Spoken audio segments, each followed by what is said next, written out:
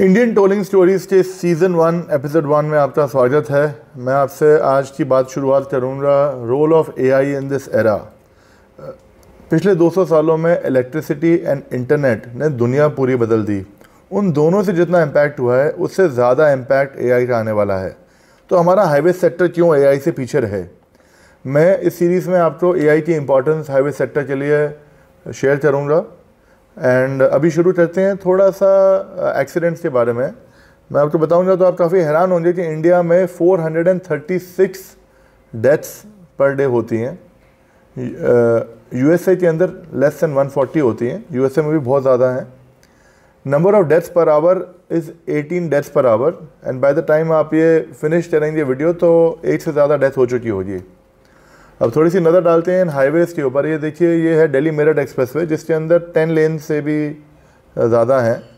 और ये देखिए दिल्ली मुंबई हाईवे जिसके अंदर 8 लेन्स हैं और बहुत ही स्मूथ पास है, बहुत अच्छी सीनरीज हैं आसपास वगैरह। तो जब इतने बढ़िया हाईवेज़ होंगे और इतनी बढ़िया बढ़िया गाड़ियाँ आएंगी तो एक्सीडेंट्स तो हमारे कम नहीं होंगे, एक्सीडेंट्स तो ज़्यादा होंगे। तो अब थोड़ा सा और एनालाइज करते हैं कि एक्सीडेंट्स क्यों होते हैं। एक्सीडेंट्स होते हैं ओवर स्पीडिंग की वजह से, सडन ब्रेकिंग की वजह से और रेकलेस ड्राइविंग की वजह से।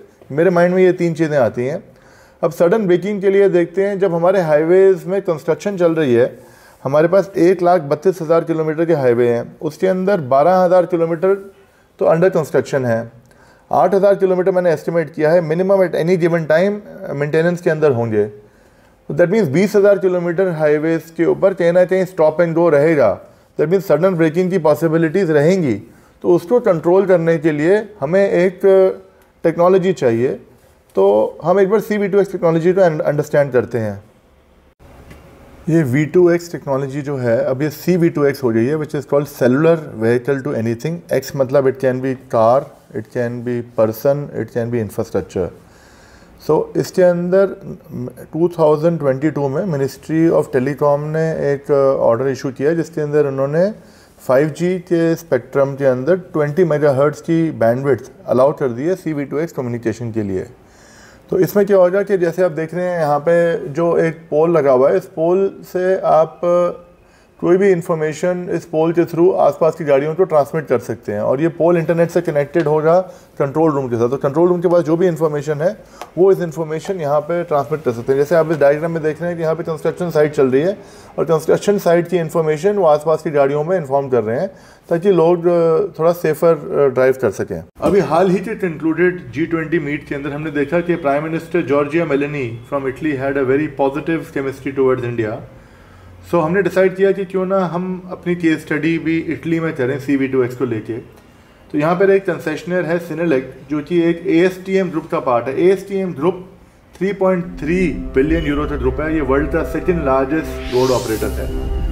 यहाँ पे mister Sebastiano Spano head ITS ने हमें बहुत सपोर्ट किया। Mister Sebastiano was very kind to us. Thank you mister Sebastiano. And ये हमें एक फ़िल्म मिली है और उसके साथ हमने केस स्टडी बनाई है, तो इसको देखिए आप। हमारे हीरो हैं माइकल एंजेलो। भाई साहब एक सॉफ्टवेयर कंपनी में काम करते हैं। पिछले दिनों से एक सॉफ्टवेयर का बग उनको कुछ ज़्यादा ही बग कर रहा है। वो ये इसी उधेड़-बुन में रहते हैं। आज भी ऑफिस से निकलते समय बीबी ने डांट दिया, माइकल एंजेलो साहब आज ऑफिस से लौटो मत, घर पे भी सारे टाइम फ़ोन पे फ़ोन, ऑफिस में ही रहो, ऑफिस मत आना। अब इटली में रहते हैं तो सोच रहे हैं कि क्यों ना रात को गर्लफ्रेंड से मिल लें। बीबी तो चाहती नहीं घर आए। अब इटली में रहते हैं तो ऐसा सोच सकते हैं, हिंदुस्तानी आदमी तो ऐसा सोच भी नहीं सकता। इसी उधेड़-बुन में ड्राइविंग कर रहे हैं और ये अपनी थॉट्स में उतने उलझे हुए हैं और रोड इतनी स्मूथ है कि ये सोच भी नहीं सकते कि हाईवे पे कभी कोई मेंटेनेंस भी हो सकती है। अब आगे देखिए।